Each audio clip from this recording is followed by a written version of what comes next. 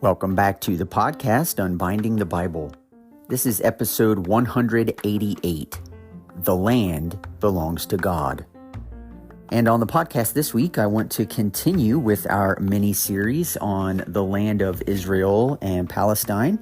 As many of you know in the news, in the last few months, it has really been brought to the forefront of our minds, and I want to help Christians think about how we respond to events like this and whether or not we support Israel and what the Bible teaches about justice and the land and who owns the land and several other things. And last week's episode I titled God's Chosen People with a question mark, and I do want to offer a little bit of clarification to that. I did not intend that to be derogatory or very misleading, although I realize that it might have been, and so I'm going to clarify a few things. But today, we're simply going to talk about the land and the promises that God made in the Old Testament to his people regarding the land.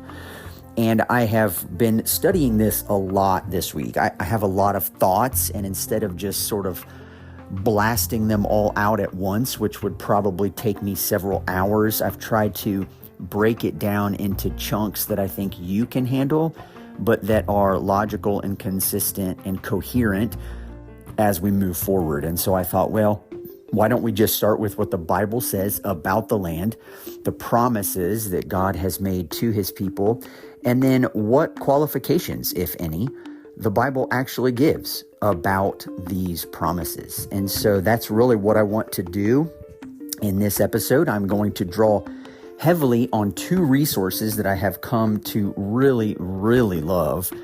The first is The Other Side of the Wall, a Palestinian Christian narrative of lament and hope by Munther Isaac.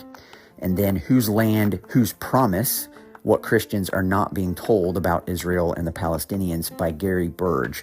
So the first book is written by a Palestinian Christian pastor who lives in Bethlehem and has his entire life, and so has a firsthand look at much of the conflict that is taking place there and much of the verbiage used in the newspapers and in the magazines and the way the media communicates these realities versus what actually is going on in the Middle East at the moment.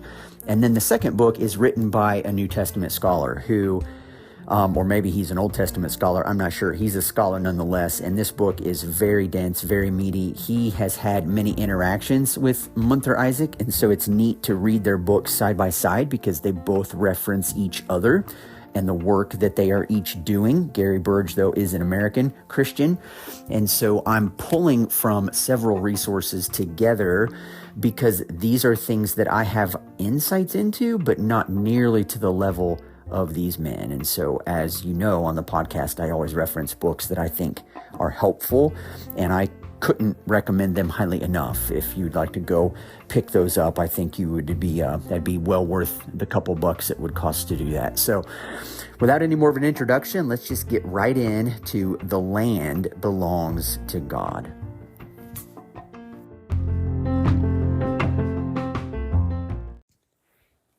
As we begin this week's episode, I would like to just make a few clarifying remarks from the episode that I released last week, God's Chosen People. First, I do not believe that Israel doesn't matter or that God no longer loves them. Romans chapters 9, 10, and 11 strongly contradict that assertion. So no, God loves Israel, and he has a special place for them in his unfolding plans of redemption for the world. Historically, though, the Jewish people have been mistreated and misunderstood for centuries, and large swaths of anti-Semitism stem from the belief that the Jews killed Jesus and therefore deserve the mistreatment they are receiving. This is absurd, to say the least, and I do not support this rationale or agree in any way with those who do. Jesus himself was a Jew. So was Paul, as well as all 12 disciples. If it weren't for the Jewish people, we would have no Messiah. We would have no salvation. So setting oneself over and against the Jews is foolish, irresponsible, and arrogant. and any who do so are clearly in the wrong. Secondly, I want to address one of the most common beliefs regarding God's promises to Israel. Didn't God give the land of Israel to his people as an eternal possession?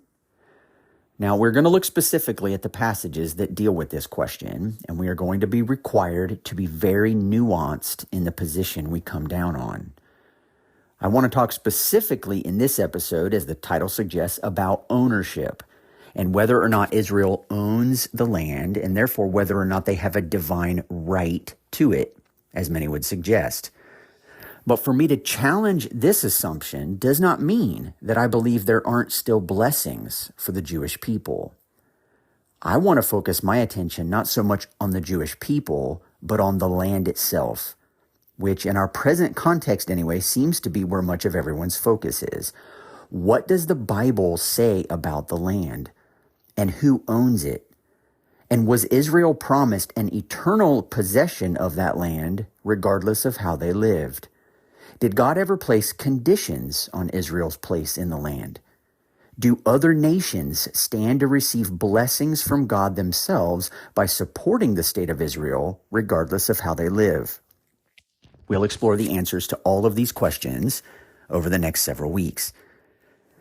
Third, when discussions of this sort arise, some conclude that the church simply replaces Israel in the plans and purposes of God. As the reasoning might go, Israel had their chance, they blew it, and now God is only concerned with the church. This view is called, as you might imagine, replacement theology, and it is very popular in many Reformed circles. I do not hold to this view. The church does not replace Israel. Rather, according to Romans 11, the Gentiles have been grafted in to the people of God. In other words, they join with believing Israelites to become the true people of God.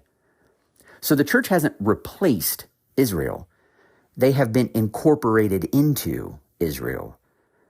And yet, as faithful interpreters of the Bible, we have to ask, and who is Israel? How does the New Testament speak of Israel? Is any distinction made between Israelites, Jews, and non-Israelites, Gentiles, when it comes to the kingdom of God? Do Gentiles need to become Jews in order to inherit the blessings of God in the new covenant? And where does Jesus come in? How does Jesus see himself in relation to Israel? And how does Jesus see himself in relation to the church? Furthermore, what is the relationship between Israel and the church? For you see, on the opposite end of the spectrum from replacement theology is dispensationalist theology. Dispensationalist theology asserts that promises made to ethnic Israel are for ethnic Israel, and that promises made to the church are for the church. Ethnic Israel is comprised of people from the seed of Abraham, in other words, biologically, physically, and ethnically. The church, on the other hand, is comprised of people who've placed faith in Jesus, in other words, spiritually. Dispensationalism then makes a sharp distinction between Israel and the church. And I want you to hear me. I do not hold to this view either. So I do not believe that the church replaces Israel, and I also do not believe that there is a sharp distinction always to be made between Israel and the church. You're like, wow, well, if you don't think that, then what do you think? And this is sadly why I feel the need to bring this up, because in our current way of talking about these realities, people have presented those two options as if they're the only two options. And it's really terrible thinking. So, to my mind, everything hinges on the person of Jesus. I know, shocking, right? And yet I'm quite amazed at how rarely Jesus is even brought up when discussions like this ensue. You notice how the way I explained it said very little about Jesus. Does Israel replace, or does the church replace Israel? Or is there a distinction to be made between ethnic Israel and the spiritual church? Why are we only talking about Israel and the church and not about Jesus? I'm amazed at how rarely he's brought up when discussions like this start. And so I plan to devote several episodes in this series to Jesus' life and teachings, because how he addresses issues of land promises, blessings, and covenant faithfulness radically reorient everyone's expectations of the way God works among people.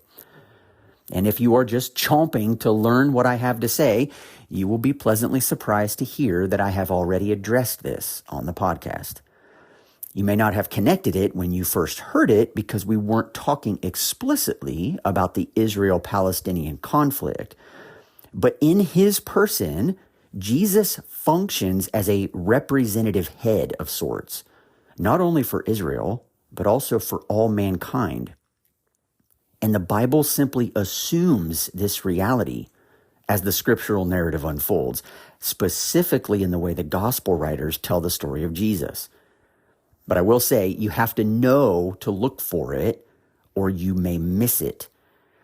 Now, I addressed this concept in 3 sequential episodes, and you do have to go quite a ways back to get to them. They are episode 29, Recapitulating the Garden. That's a fun word, right? Go look that up in the dictionary after this episode. Episode number 30, Recapitulating the Wilderness, and episode 31, Recapitulating the People of God. Now, I would highly encourage you to go back and listen to those episodes. But even if you decide not to, and I won't be offended if that's what you decide, I plan to address that material again in this series, along with lots more of the same. How Jesus' life and ministry unfold communicates just as much about who he is as what he says and does. And I plan to draw your attention heavily to the how. In other words, how are the writers portraying Jesus? When Jesus says certain things, and he's in certain places when he says them, and then he applies promises or prophecies that the Pharisees were convinced applied to physical places or physical buildings or particular people, and Jesus reworks those prophecies and promises to talk about himself, he is literally inviting us to do the same thing in how we think about him. But since we aren't Jewish, or most of you listening to this podcast aren't Jewish and don't have the history of the Jewish people in your mind and heart quite as well as they would have, you might need a little bit of help to understand that what he said and when he said it and where he said it and how he said it played big time into people's understanding of just what it was he was saying. And some people loved him for it, and others wanted to throw him over the side of cliffs. And if you don't think this is a hot button topic today, just understand it's been a hot button topic since the beginning of time. And nothing about today is any news to anyone else. But thanks to an email I received this week from a devoted follower of the podcast, shout out to you, Jamie, I realized that I needed to clarify a few things before moving on. I am not rejecting Israel as a people for whom God has a special kind of love. I am, however, more than willing to challenge that the current political expression of Israel, known today as the State of Israel, should automatically be viewed as God fulfilling the promises he made to biblical Israel. As I shared in last week's episode, one has to make the argument that biblical Israel and the State of Israel should in fact be viewed as a continuation of the same people.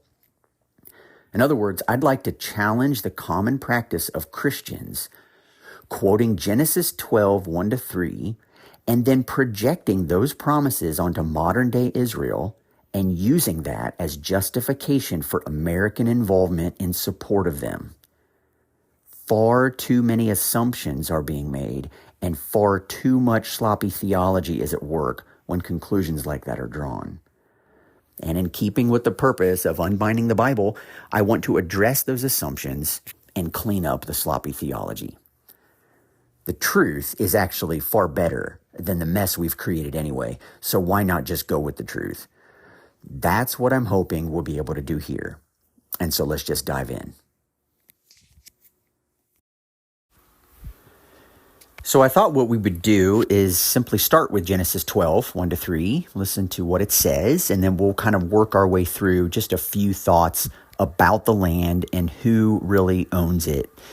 So Genesis 12, 1 to 3 says this, "Now the Lord said to Abram, go from your country and your kindred and your father's house to the land that I will show you.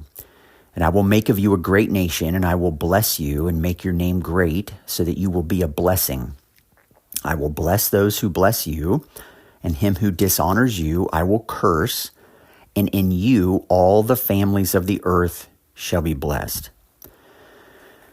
Now, sometime a long time ago on the podcast, I've forgotten when, we talked about Genesis 12, 1 to 3, and some of the ways that the writer of Genesis is setting this section up to be in contrast to the first 11 chapters in Genesis. And if you're familiar at all with the book of Genesis, you know that from chapter 3 onward, the corruption enters the world and death comes and rebellion happens and God has to bring judgment on the earth because of their waywardness. And it is just a gloomy several chapters from Genesis 3 all the way to Genesis 11, culminating in the Tower of Babel, where the people of the world unite against the commandments of the Lord to be fruitful and multiply, fill the earth and subdue it. They declare that they are not going to spread, that it would be better for them to remain unified in one space. And so they're going to make a name for themselves, and they're going to build a tower with its top into the heavens so that the world will see how great they are. And so what Genesis 12 does is it actually makes a contrast between what you read in the first 11 chapters of Genesis and the rest of the biblical story. God has had to spread people across the nations of the world, confuse their languages, but still needs a way to redeem this fallen, now scattered in rebellion, group of people known as mankind. And so he singles out a man named Abram, who is an idol worshiper. Nothing unique about him, nothing special about him. God singles him out, and 5 times in 3 verses says the word bless. He will bless him, make his name great. He will be a blessing. He will bless those who bless him, and those who, curse him, he will curse. But in Abraham, all the families of the earth will be blessed. And it's funny, if you read in Genesis 3 to 11, you find the word curse used 5 times. And in Genesis 12, 1 to 3, the word bless is used 5 times. And so what's happening in Genesis 12, 1 to 3, this promise about a land that God is going to give Abram, it's important to remember that this promise is in direct response to the brokenness and the rebelliousness of the nations. And again, in Abram's family, all the families of the earth shall be blessed. And so this is the point of why this land is going to come. It's going to come as a result of a promise that God is making to Abram, yes, but for the blessings of the world. And this is really, really important to keep in mind when we think about the land. In the way that those building the Tower of Babel in Genesis 11 sought to make a name for themselves, in Genesis 12:2, the Lord says, I will bless you and I will make your name great. And so here he's simply reversing the destruction that has ensued from mankind in rebellion against him. And because of God's mercy and blessing for the world, has singled out someone, Abram, to make into a great family, into a great nation, so that all the nations of the world could be blessed. And that's really the point of why he's going to give them this land. And so when we begin, I took it right out of the gate, right, with the title of this episode, The Land Belongs to God. But this is a really important point to make, because I've heard in conversation that Israel has a, quote, divine right to the land. So Jerry Falwell, who is a famous pastor, his son eventually took over Liberty University, but Jerry Falwell had a massive church in Virginia, Lynchburg, Virginia, and then also ran a huge school there. He passed away in 2007, but Jerry Falwell was a big proponent of beliefs that, Israel has a right to the land. And he actually says, I feel that the destiny of the state of Israel is without question the most crucial international matter facing the world today. I believe that the people of Israel have not only a theological, but also a historical and legal right to the land. Now, this is interesting because belief that Israel has a divine right stems from this fact that they believe God gave them this land. And you might say, well, he did, right? But I want to emphasize again that the land belongs to God. Let me give you a couple of examples. When God promised biblical Israel the land, those promises were utterly clear that the land would remain God's land nonetheless. The clearest example of this is in Leviticus chapter 25, and we're told this: the land shall not be sold in perpetuity or continually, for the land is mine. With me you are but aliens and tenants. Now, this is a passage that I'm not sure why, but is sadly overlooked in many of these discussions. The Lord makes it clear the land is his, and we know this is true, right? Psalm 24:1, the earth is the Lord's and the fullness thereof, the world and those who dwell in it. God is the owner of it all, including the land of Israel, and he says that this land is mine. With me, you are but aliens and tenants. And it's important for Israel to remember this, because if they don't remember that they're tenants, if they think that they actually own the land, then it might lead them to some assumptions that aren't going to actually be all that great for them. And so the next question I guess I'd like to address is then, weren't the promises of this land to Israel eternal and unconditional? And we hear this quite a bit, at least I do, that this is just, it's clear, this is exactly what's supposed to be, happening. They own the land. It's not anybody else's. And yet the Bible itself says that God owns the land, and he has granted Israel the opportunity to live on it as tenants. Now, here's another quote, and this one's a little more disturbing, I guess, in terms of how this might relate to modern day politics. This isn't actually modern day, but in 2012, during the election season, the Democratic platform removed a reference to Jerusalem as the true capital of Israel. And that's actually deeply contested internationally. At once there was, and I'm going to read here from a short section from Gary Burge's book, Whose Land, Whose Promise. So I'm sorry, these aren't my words, these are Gary's words. At once there was an outcry from numerous quarters. Mitt Romney said, President Obama has thrown Israel under the bus. Congresswoman Michelle Bachmann said that America would be cursed by God if it rejected Israel. Now, she's no doubt hearkening back to Genesis 12, and which is why I felt that it was helpful to read that at the beginning. Sarah Palin advised Obama to read the Old Testament. Okay, that's great. And we will actually read the Old Testament today. We've started already in Genesis. Now we've read Leviticus. We've looked at Psalm 24. We know that the land belongs to God. But this one is the real kicker for me. John Hagee, pastor of a 19,000-member fundamentalist church in San Antonio, Texas, is notorious for astonishing comments. His thoughts, quote, "The Jewish people are not occupying the land of Israel. They own the land of Israel." Now, let me stop there for just a second. We just looked the fact that Leviticus 25 says that God owns the land. And yet here's this idea. Falwell says that Israel has a divine right to the land, which is not true. And Leviticus 25 says that God owns the land. And here Hagee is in direct contradiction to that. But Hagee goes on.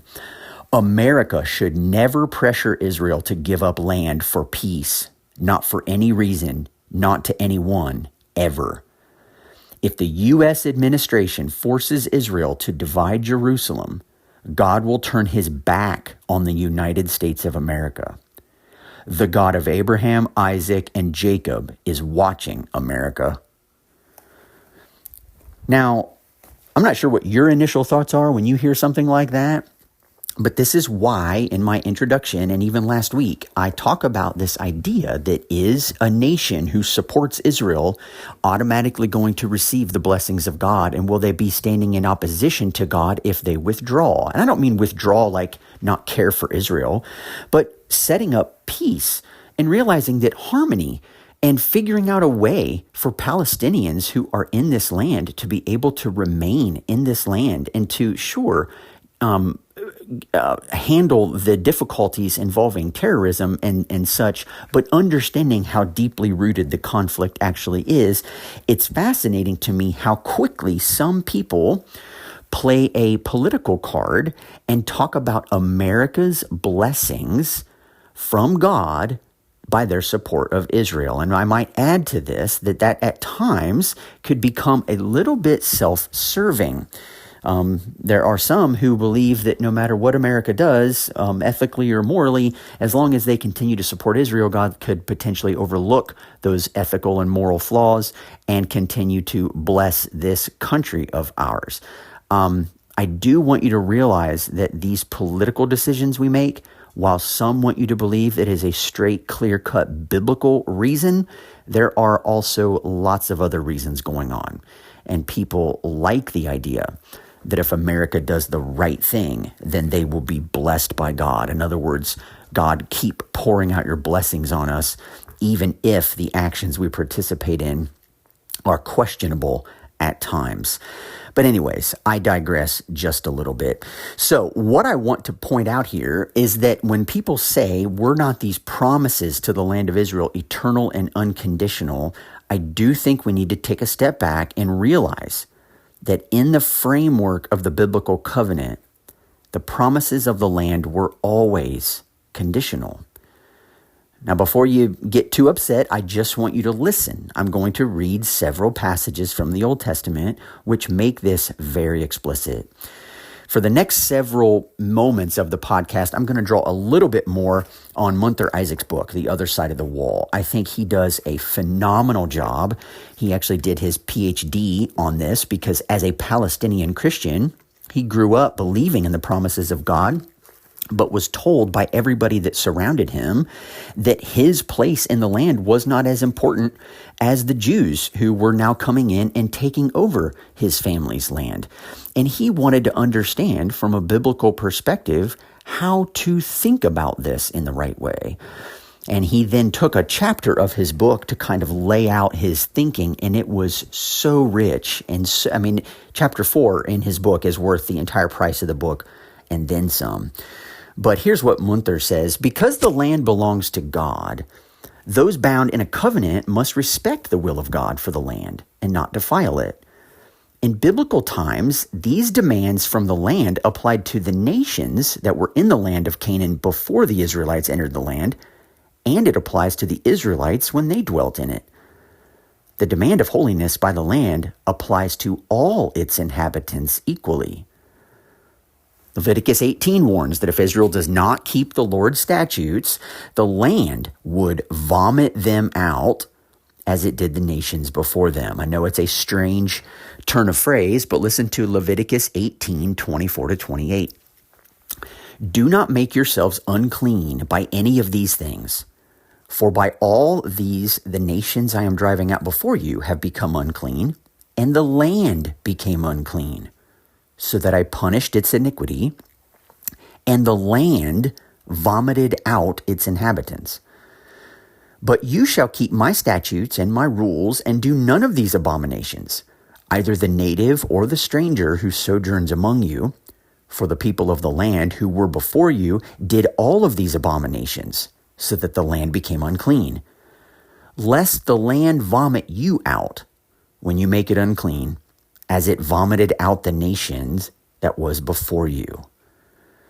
Now, these verses are really, really clear, and perhaps it's because many people don't take as long as they should reading through the book of Leviticus that we miss crucial passages like this. But the land does not tolerate ungodliness. And it's funny how in the Bible, the land is almost spoken about like a character in the narrative, right? The land is going to vomit them out, not God per se, I'm going to kick you out or whatever it might be. And this is why, according to the Old Testament, the exile was a judgment from God for defiling the land. You can't claim the land while living a disobedient life. It's just not how it works. Now, worshiping other gods would cause Israel to forfeit its right to stay in the land, but perhaps no other sin in the Hebrew Bible was tied more directly to being expelled from the land than the sin of socioeconomic injustice. Deuteronomy 16, justice and only justice you shall follow, that you may live and inherit the land that the Lord your God is giving you. So some people say, look, God gave him the land. Sure, but you must pursue justice and only justice so that you may live in and inherit the land. So here's the point. These laws and others are a reminder that the promises of the land were always conditionally contingent on obedience and faithfulness to the covenant. We know this because Israel did not remain in the land. They, in fact, were exiled from the land. They were vomited out of the land because of idolatry and injustice.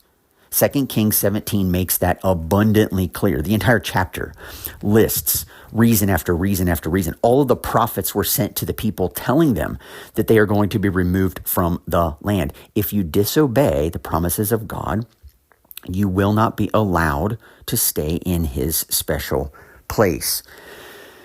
Ezekiel 33, 24 to 26.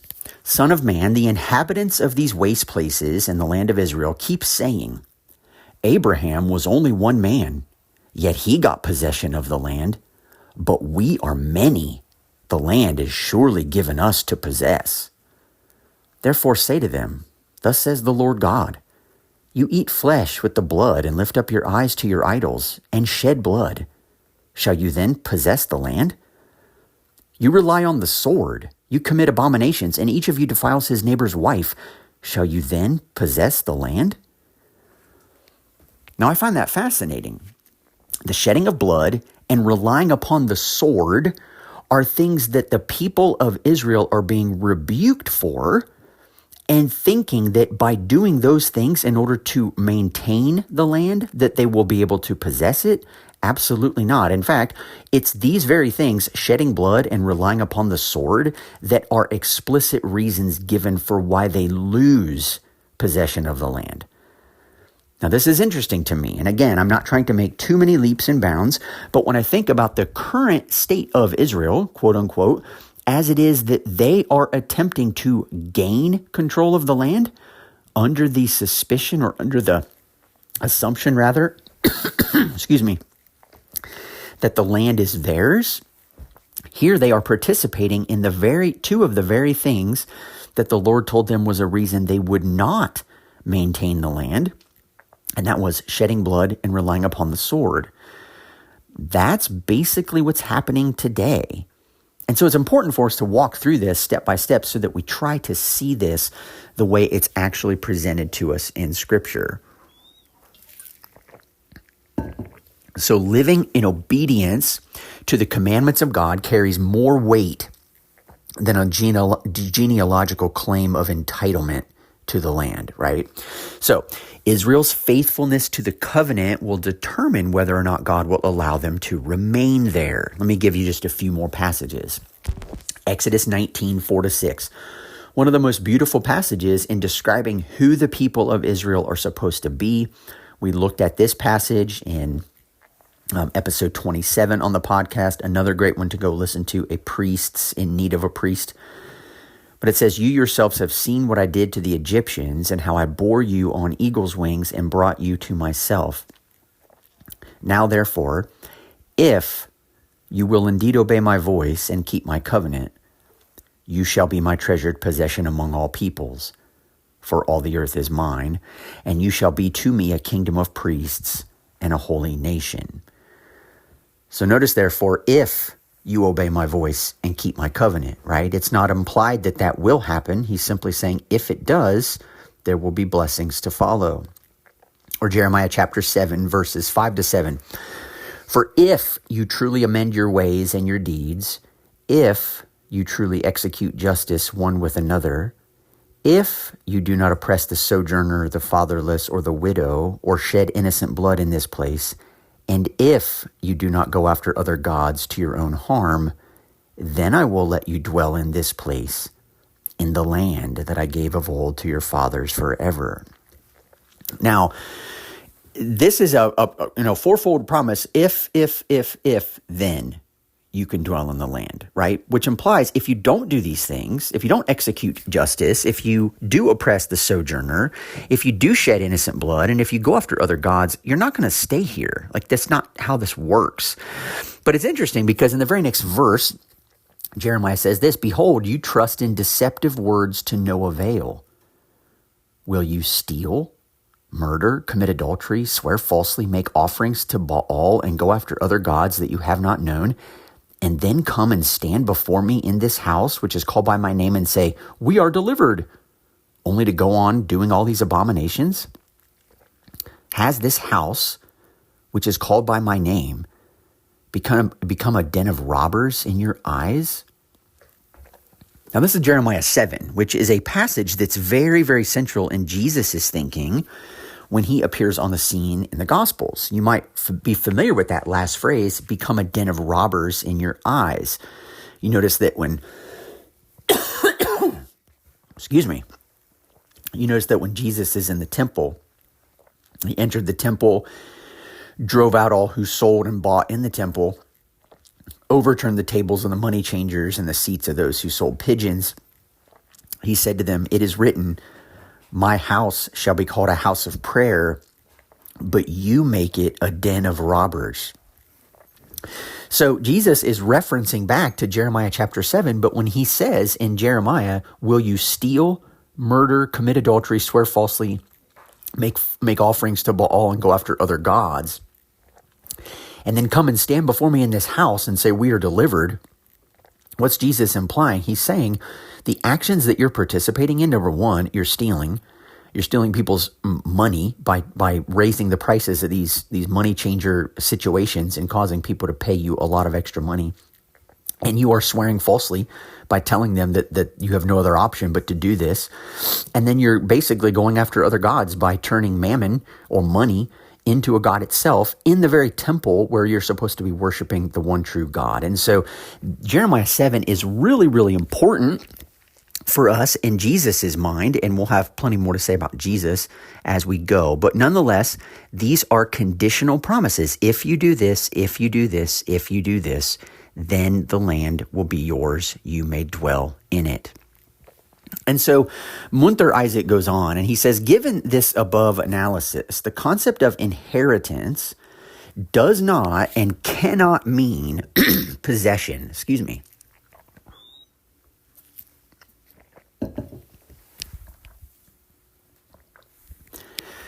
A better understanding for inheritance within the larger biblical framework is mandate or task.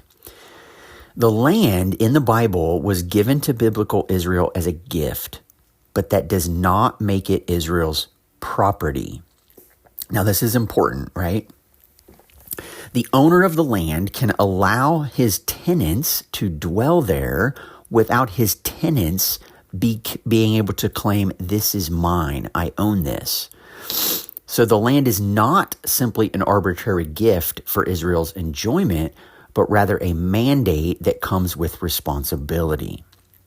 He goes on, biblical Israel was given a land as part of a wider mandate from God. Election always comes with a responsibility, and it is never about privilege.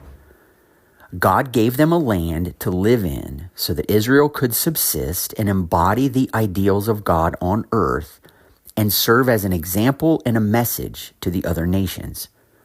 Land is a mandate to humanity, not a possession. And I love those words by Munther because that is so true.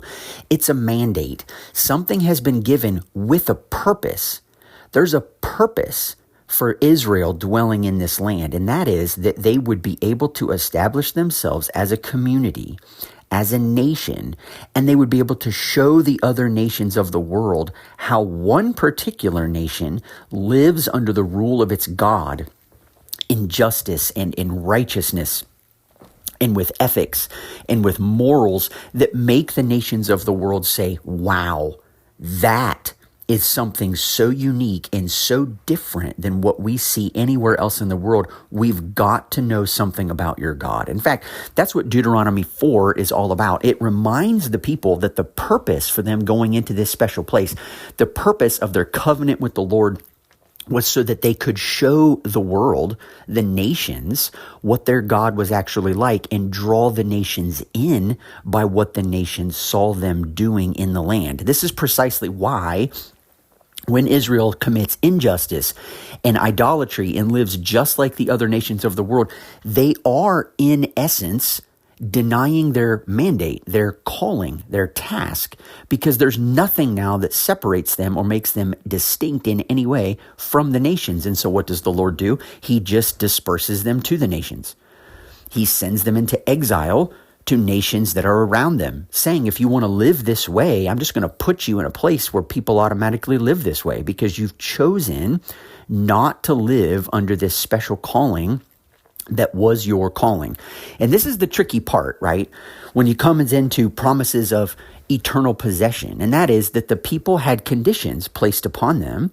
And from where I'm sitting, I'm still looking for the conditions having changed in any way that would warrant people being now given some biblical reason to be granted permission back into the land. It's almost as if we think that ethics and morals and justice don't matter to God, but that God is simply interested in his promises. And I would say to you, God is not conflicted within himself. He is every bit as interested in justice and righteousness and faithfulness to the covenant. In fact, that's what his promises are rooted in. His promises to one people that they would live faithfully in the land is precisely for the blessings of all the families of the world, which is what he originally said to Abraham. And so I think Munther will continue, and he says he wants to look at this word forever, which I think is important because, I just think it is, and it's too often just part of the sloppy theology, I guess, as far as I'm concerned, for how this actually works out. But he says we should understand the term forever in the Hebrew Bible within this wider context of the covenant. For example, forever does not simply mean unending. Now, think about this for just a second. I know we typically think those are synonyms, but we've got to do the nuanced work of looking at what the Bible actually teaches.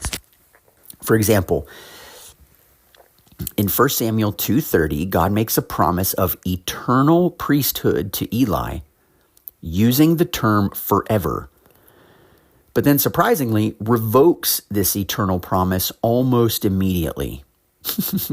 And it all happens in one verse, okay? So here it is, 1 Samuel 2:30. Therefore the Lord, the God of Israel, declares, I promised that your house and the house of your father should go in and out before me forever. But now the Lord declares, far be it from me. For those who honor me, I will honor, and those who despise me shall be lightly esteemed. What's interesting here is what Eli does to disrupt what God is actually promising him is enough to cause God to revoke the promise.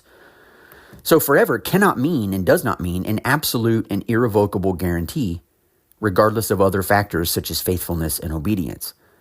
And there are other examples in the Bible of things God said would last forever that did in fact not last forever. We looked at a similar example last week in our episode about God forbidding any Moabite from entering the assembly of the Lord forever. And then reading later in the biblical narrative that the righteous man Boaz befriended, served, and even married Ruth the Moabitess. So understanding that God has forbid something from happening forever, and then he goes back on that word, doesn't mean he's changed his mind. It means as the biblical narrative has unfolded, we now, the people of God, have come to see the glimpse of God's heart for the nations. And when someone postures themselves before him the way they do, his heart goes out to them, and he is willing to allow them to come in. For his own people, though, he's not just giving a blind promise with nothing attached to it. God is always interested in faith. God is always interested in what's happening in the heart, not just what's happening on the outside. And so he is always interested in drawing his people's lives to match their, like what they profess with their lips, matching with their actual life. And so if we want to develop a biblically rooted theology of the land, we cannot simply read these promises as everlasting, absolute promises, independent from their historical and theological context. And we're going to get to why as we go. There are other reasons why I think that this is safe to say. And so this is how we should read the promises of land from God to Abraham and his descendants. Here's what Munther says. When God said, "And I will give to you and to your offspring after you the land where you are now an alien, all the land of Canaan for a perpetual holding, and I will be their God," perpetual did not abdicate Israel's responsibilities. Abraham and his descendants did not dwell in the land forever. When we say that forever and unending aren't the same, you have to believe that that's true, right? Because they literally didn't dwell in the land forever. They were removed from the land. The land vomited them out. The Lord exiled them from their land. And so the promise was not meant to be a legal and binding document, valid at any time for anyone who claimed to be a descendant of Abraham. Forever does not negate any element of responsibility and accountability, end quote. And that, I think, is very, very, very important. Because the moment someone wants to claim, again, as I've said before, you have to make the argument that the state of Israel today is in fact a continuation of biblical Israel, which is an argument that a person has to make. What I want to know is what has changed in the minds of those Jewish people that has caused them to want to embrace the covenantal requirements necessary for living in the land the first time. What has changed in their nation that has allowed God to say, oh, now this nation is concerned with the righteousness and justice that I required of it in the Old Testament, and so now I'm going to let them back in to the land. You see, we can't play God's promises over against his concerns for justice and faithfulness and righteousness. God is not divided in that way. He does not make a promise and then he's like, oops, I've got to hold on to this promise no matter what happens. Like, his concerns for the land, and we'll get to it again as we go. This isn't just an open and shut case. Well, the land exists. It's this physical portion of property. Remember, a lot of things hinge upon the person of Jesus. And I almost wish I could just instill straight into you what I'm trying to say, but I'll get to that in the next several weeks. But this is an important question to pose. What now has changed about the land and God's requirements of the land not to vomit out its inhabitants? What has changed that has now granted the state of Israel from having some divine right, as some would like to believe, to occupy the land once again and to drive out those who live there?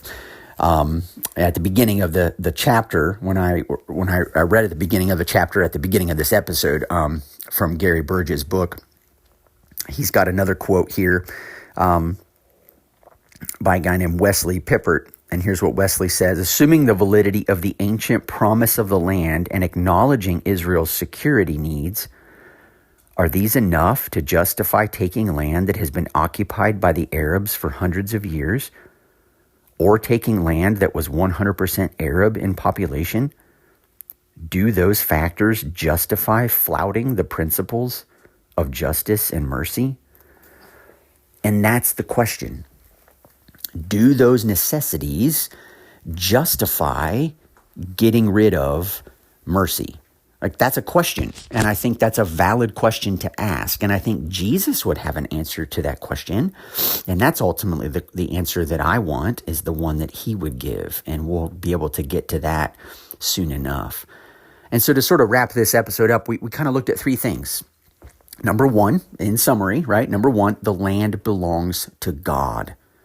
It is not a divine right for Israel to have this land. They certainly didn't have that in the Old Testament and don't today. And no, Israel does not own the land. The land belongs to God. Second, there are conditions to dwelling in the land. Break those conditions and the land will vomit you out. Over and over, God talked about this to his people, and many of them did not listen. And exactly what he told them would happen, happened. And third, promises of forever need to be understood in their respective contexts. Forever comes with responsibility and accountability.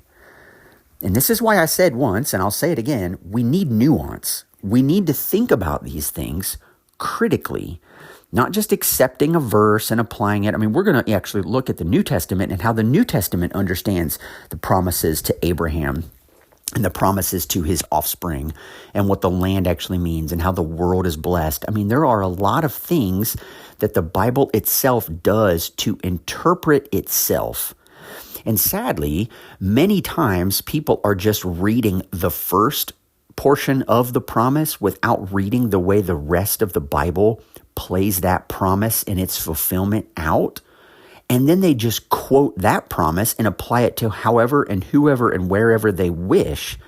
But the Bible itself plays prophetic things and fulfillment within the Bible itself. And what I mean is, it's not enough for us to say, the Bible says X, therefore at some point it's going to happen. No, sometimes the Bible fulfills its own promises while the story is still being told. And the more we can see that and learn how that works, the better we will be able to rightly apply similar promises to things we see happening in the world today. And that's what I want to do. I want us to allow Jesus to reframe the way we think about all of these things. And so again, the land belongs to God. There are conditions to dwelling in the land, and promises of forever need to be understood in their respective contexts. So I do apologize. I have a little tickle in my throat this week. I'm not really sure where that's coming from. It's probably the pollen floating around in the air. But thanks for hanging in there with me. Thank you for the email I received this week. Thank you for the support that I'm continuing to receive from so many of you. Got another supporter, a monthly supporter for the podcast this past week. Super grateful for that. And thank you so much for those who are continuing to listen and sharing it with friends who you think might benefit from it. If you'd like to reach me, you can get me on email, unbindingthebible@gmail.com. I'm on Instagram under the same heading, Unbinding the Bible. And also you can find me on Facebook, just Joshua Yoder. You can look me up that way too. Some of you'll send me messages, and that's a good way to connect as well. So hope you have a fantastic week. Looking forward to Holy Week next week. I may not release an episode next Thursday. That's just because Holy Week for pastors is a little bit busier than normal. We'll have a Thursday service, a Friday service, and a Sunday service that week. And I probably will be spending the majority of my time preparing for those. So if you don't hear from me next week, I'll try to have one out the following week. But hope you have a fantastic next week or two, and I will talk to you next time.